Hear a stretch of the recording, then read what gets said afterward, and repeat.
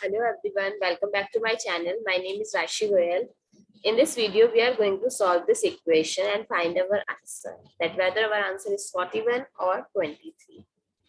So there are two ways to solve this equation. First way is people are solving like this, that there is a multiplication sign.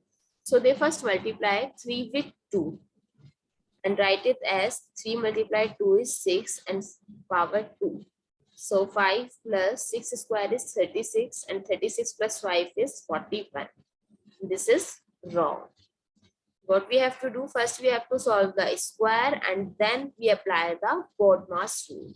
So correct solution is 5 plus 3 square is 9 times 2. So 9 times 2 is 18, because according to BODMAS rule, we have to first multiply and then we can add. So 9 times 2 is 18 and 18 plus 5 is 23. So this is our correct solution. So what is our answer? 23. I hope it's clear and you know the difference between the solution.